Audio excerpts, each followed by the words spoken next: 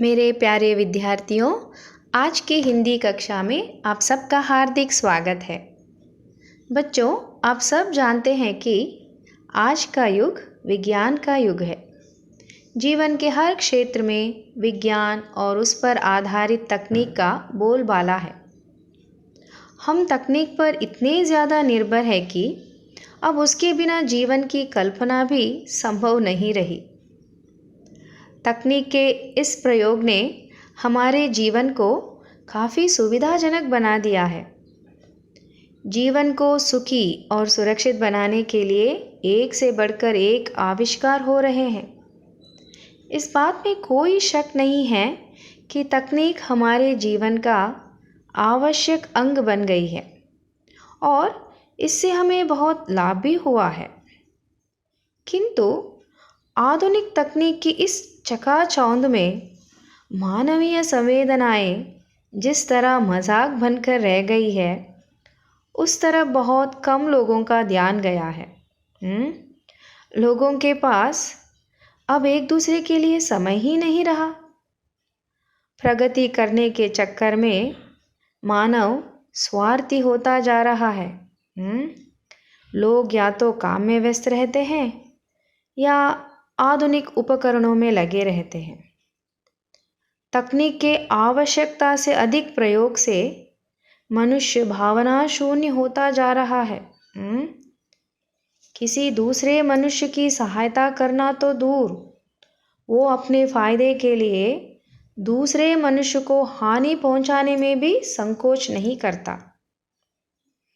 Technology हमारे जीवन को सरल बनाए, परंतु उसकी स्वाभाविक सुंदरता न छीने। गुरुदेव टैगोर ने कहा है कि भाव और तर्क का सही संतुलन ही मनुष्य को उचित मार्ग दिखाता है। बच्चों, आज जो कविता पढ़ने जा रहे हैं उसमें कवि रामधारी सिंह दिनकर जी ने भी इसी विषय पर प्रकाश डाला है। इस कविता में वे स्पष्ट रूप से पाठकों को यह संदेश दे रहे हैं कि मानव की सही पहचान बुद्धि व तर्क नहीं, परंतु मानवीयता है। तो चलिए बच्चों, आज हम कवि रामधारी सिंह दिनकर जी की कविता अभिनव मनुष्य के द्वारा स्नेह, मानवीयता, भाईचारा आदि का महत्व समझेंगे और यह संदेश भी अपनाएंगे कि मानव की सही पहचान बुद्धि व तर्क नहीं, परंतु मानवीयता है।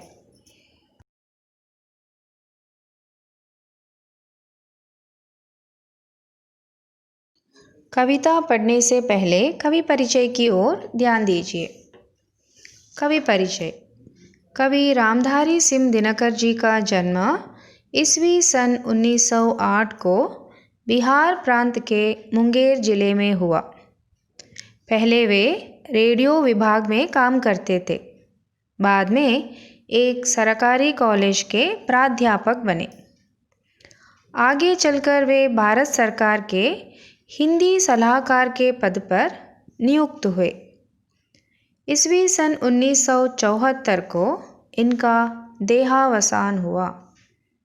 कवि की कुछ प्रमुख रचनाएं हैं हुंकार, रेणुका, रसवंती, सामधेनी, धूप चाँ, कुरुक्षेत्र, बापू, रश्मिरथी आदि। कवि की हर रचना में हृदय को प्रभावित और उत्साहित करने की पूर्ण शक्ति है। इनकी भाषा सजीव और विषय के अनुकूल है। अभिनव मनुष्य पद्य भाग कुरुक्षेत्र के षष्ठ सर्ग से लिया गया है।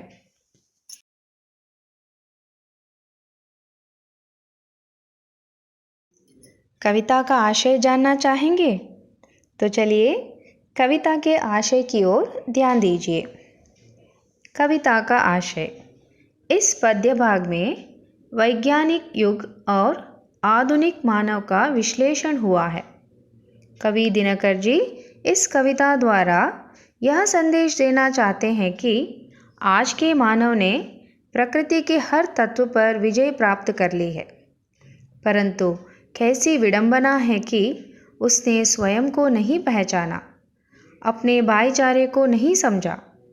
प्रकृति पर विजय प्राप्त करना मनुष्य की साधना है।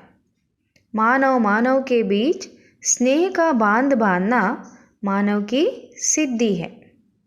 जो मानव दूसरे मानव से प्रेम का रिश्ता जोड़कर आपस की दूरी को मिटाए, वही मानव कहलाने का अधिकारी होगा।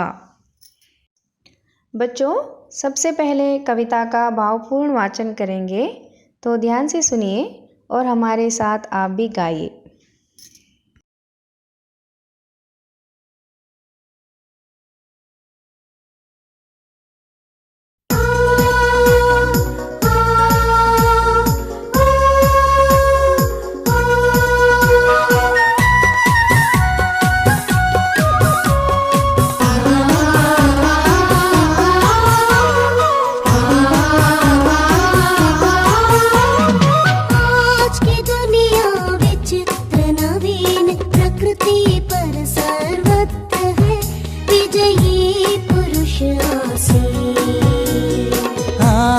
दुनिया विचित्र नवीन प्रकृति पर सर्वत्र है विजयी पुरुष आसीन।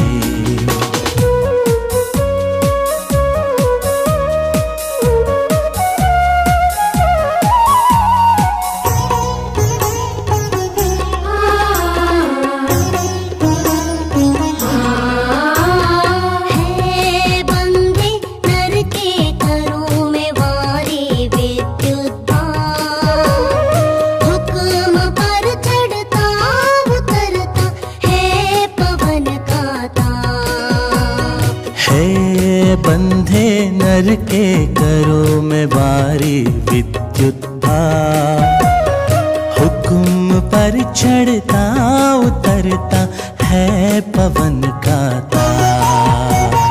आज की दुनिया विचित्र नवीन प्रकृति पर सर्वत्र है विजयी पुरुष आसीन।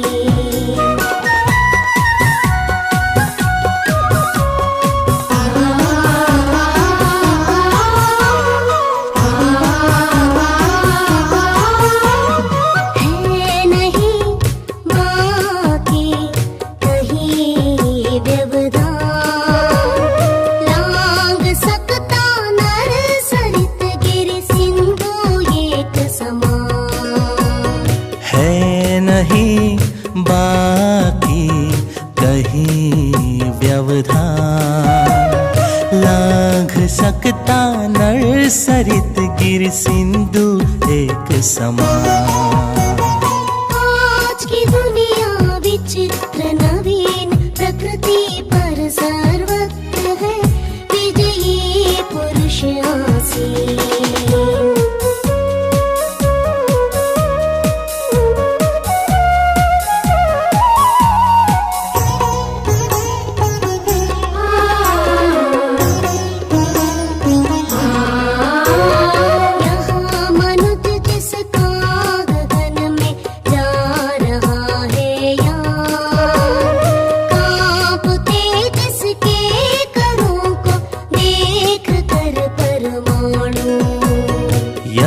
मनुज जिसका गगन में जा रहा है यान, कांपते जिसके करों को देख कर परमाणु।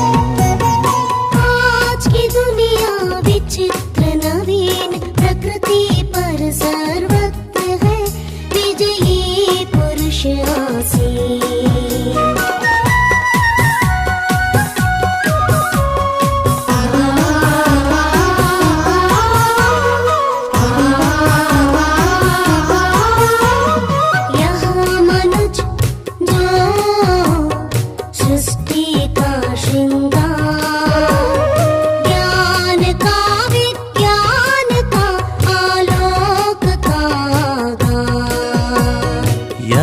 मनुज जो सृष्टि का श्रृंगार, ज्ञान का विज्ञान का आलोक का आगार।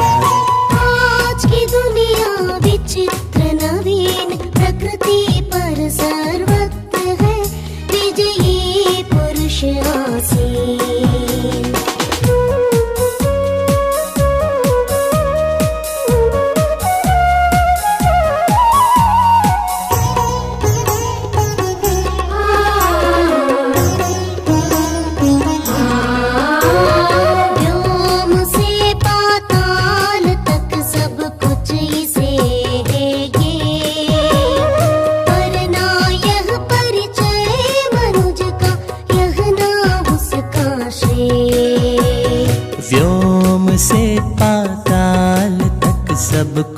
इसे है ये, पर ना यह परिचय मनुज का, यही ना उसका श्रेय। आज की दुनिया विचित्र नवीन, प्रकृति पर सर्वत्र है विजयी पुरुष आसीन।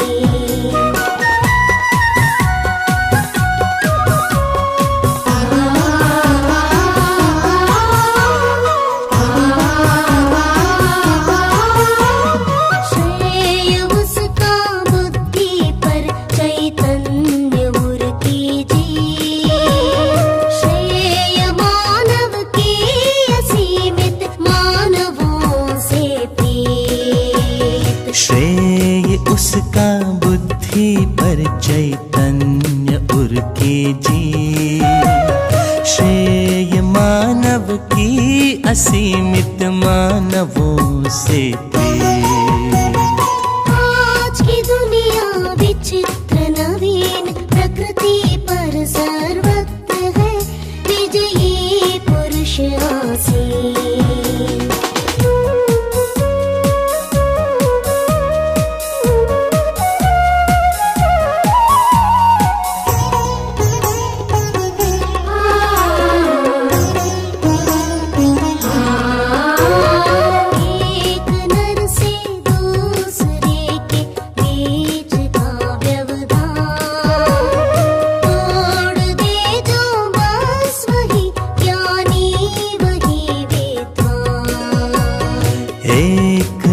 से दूसरे के बीच का व्यवधान, तोड़ दे जो बस वही ज्ञानी वही विद्वान, और मानव भी वही, और मानव भी वही, और मानव भी वही।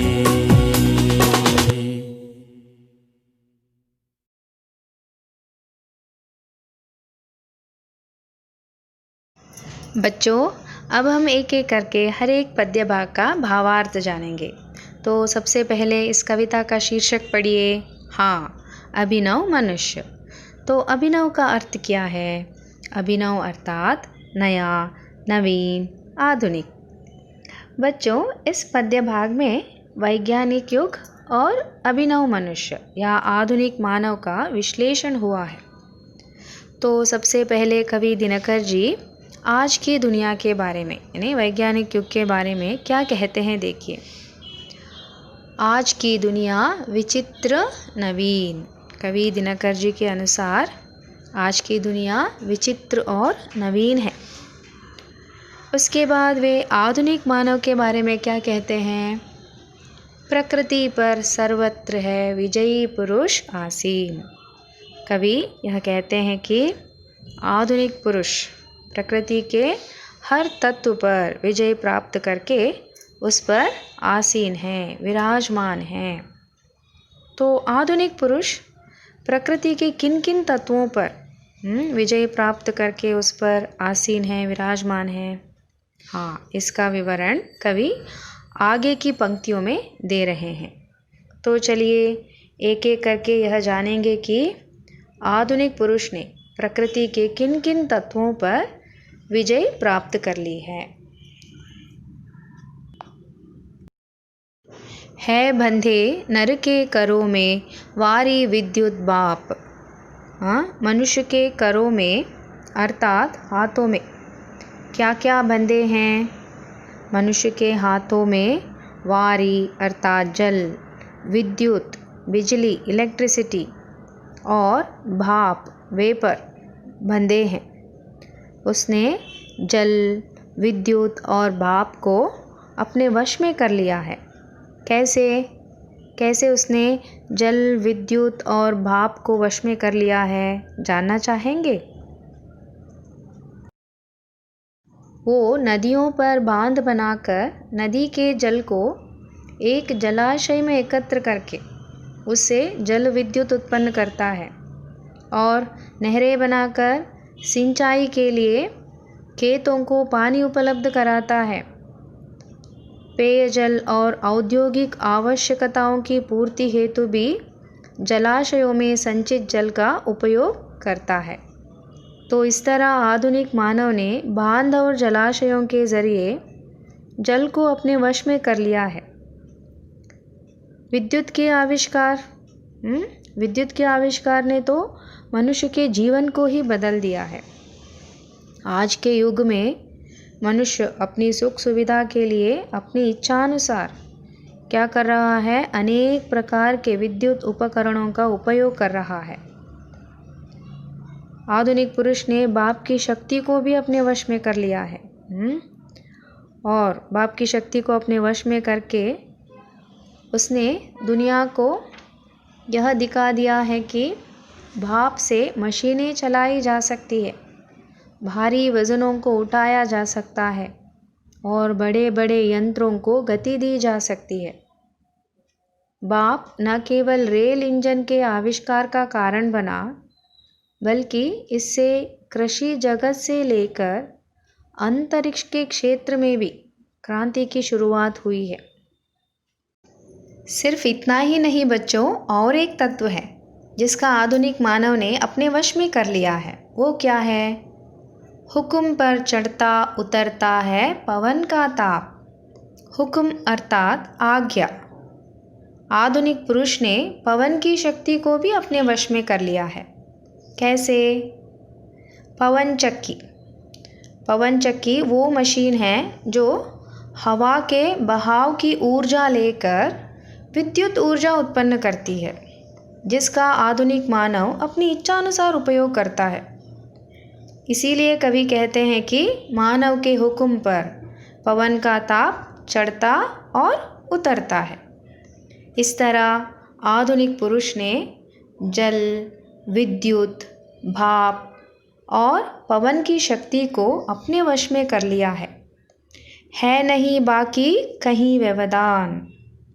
कुछ भी बाकी नहीं है, कुछ भी नहीं बचा है। प्रकृति के हर एक तत्व को उसने अपने वश में कर लिया है। कहीं से भी उसे कोई व्यवधान अर्थात बाधा या रुकावट भी नहीं है। वो प्रगति के पथ पर बढ़ता ही जा रहा है। आधुनिक पुरुष की और एक महत्वपूर्ण साधना देखिए, वो क्या है? लांग सकता नर सरित गिरि सिंधु एक समान। नर अर्थात मनुष्य, मानव। आधुनिक मानव सरित अर्थात नदी, गिरि अर्थात पर्वत, सिंधु अर्थात सागर। आधुनिक मानव नदी, पर्वत, सागर को एक समान लांग सकता है। कैसे? हवाई जहाज। हवाई जहाज के ज़रिए वो नदी, गिरि तथा सागर को एक समान आसानी से लांग सकता है। बच्चों अब आगे की पंक्तियों को पढ़िए। यह मनुज जिसका गगन में जा रहा है यान। आधुनिक मानव अपने आप को ताकतवर बनाने के लिए और अच्छी तरह विकसित होने के लिए विज्ञान और तकनीकी के क्षेत्र में नए नए आविष्कार करता ही जा रहा है और उनमें हवाई जहाज़ एक अद्भुत आविष्कार है जो आज आकाश में उड़ रहा है। तो आज मनुष्य का यान कहाँ जा रहा है?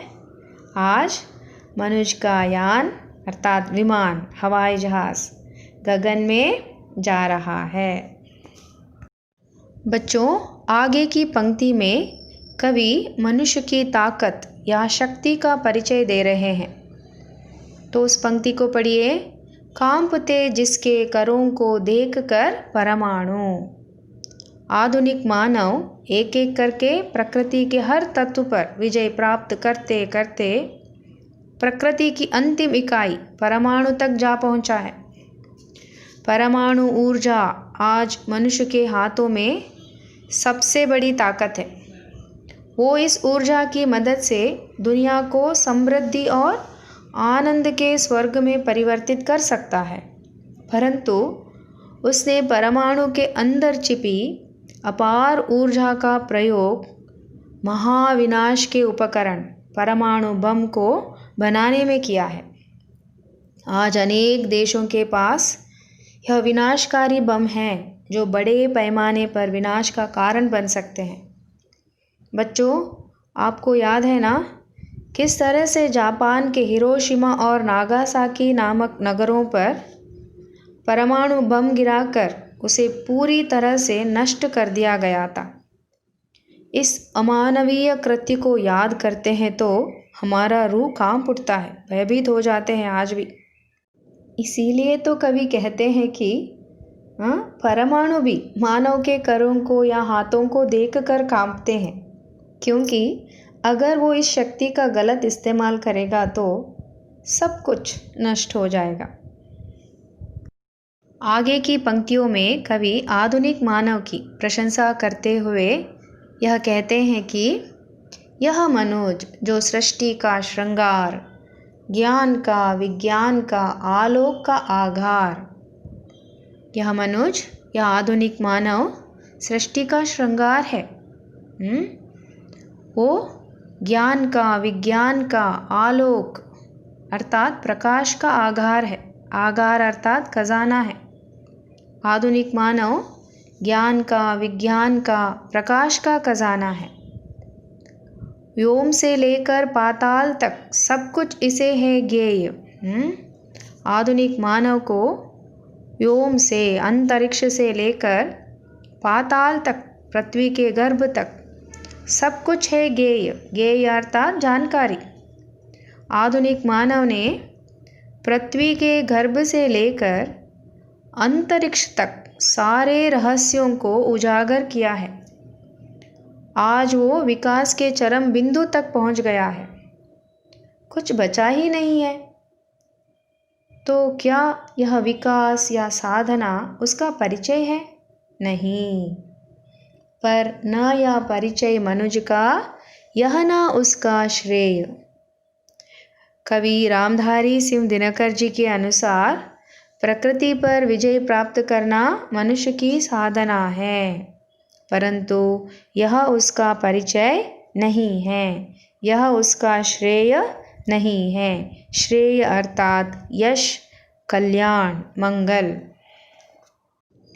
तो कवि दिनकर जी के अनुसार मानव का सही परिचय या श्रेय क्या है? आज के मानव ने प्रकृति के हर तत्व पर विजय प्राप्त कर ली है, परंतु कैसी विडंबना है कि उसने स्वयं को नहीं पहचाना, अपने भाईचारे को नहीं समझा। लोगों के पास अब एक दूसरे के लिए समय ही नहीं है। लोग या तो काम में व्यस्त रहते हैं या आधुनिक उपकरणों में लगे रहते हैं। मोबाइल, कंप्यूटर, इंटरनेट, इनसे लोगों को फुर्सत ही नहीं मिलती है। आजकल बच्चों के लिए खेल का मतलब हो गया है कंप्यूटर गेमिंग। पूरा दिन निकल जाता है कंप्यूटर पर खेलते हुए। अगर बच्चे एक साथ खेलेंगे नहीं तो मित्रता कैसे बढ़ेगी? भाईचारा कैसे बढ़ेगा? बच्चे माता पिता से बात करने के बजाय मोबाइल पर चैट करना ज़्यादा पसंद करते हैं। पहले एक दूसरे के प्रति जो भावनात्मक लगाव हुआ करता था, वो तो दिन ब दिन कम होता जा रहा है। कभी कभी एक ही घर में रहकर भी लोग एक दूसरे के लिए अजनबी हैं। संयुक्त परिवार तो अब बीते युग की बात हो गई है। आधुनिकीकरण के शौक के कारण मनुष्य भावना शून्य होता जा रहा है। तो बच्चों, ऐसे भावना शून्य आधुनिक मानव कहलाने योग्य है क्या? नहीं। तो मानव का सही परिचय क्या है? कवि अंतिम पंक्तियों में कौन मानव कहलाने का अधिकारी होगा, मानव का सही परिचय क्या है, इसका विवरण दे रहे हैं। बच्चों, यह अंतिम पद्य भाग बहुत ही महत्वपूर्ण है, क्योंकि इसमें कविता का आशय छिपा है। श्रेय उसका बुद्धि पर चैतन्य उर की जीत, अर्थात मानव की सही पहचान बुद्धि व तर्क नहीं, परंतु मानवीयता है। बुद्धि पर उर अर्थात हृदय की जीत होनी चाहिए, अर्थात श्रेय मानव की असीमित मानवों से प्रीत। वही मानव कहलाता है जो दूसरे मानव से बहुत प्रेम करता है। मानव मानव के बीच स्नेह का बांध बांधना मानव की सिद्धि या श्रेय है। अब आगे की पंक्तियों को पढ़िए।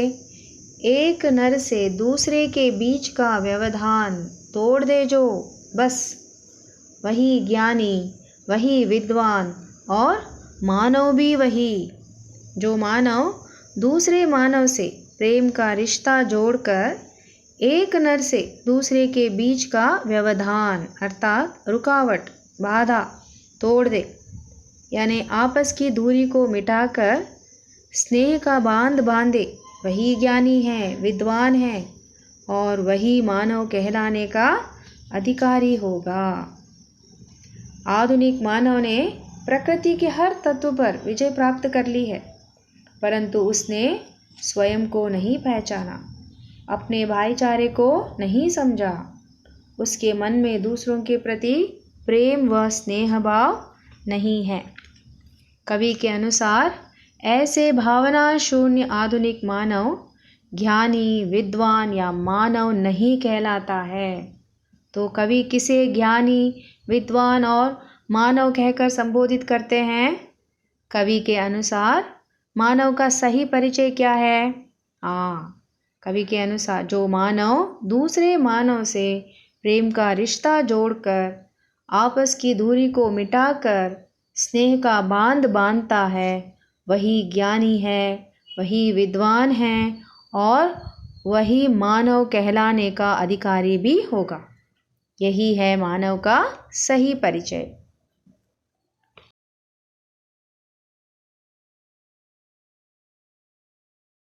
बच्चों, इस कविता को समझने में अगर कोई भी कठिनाई या संदेह हो तो ज़रूर पूछिए। तो आज का गृह कार्य लिख लीजिए। कविता का भावपूर्ण वाचन करके कवि परिचय तथा कविता का आशय नोट्स में लिखिए। धन्यवाद।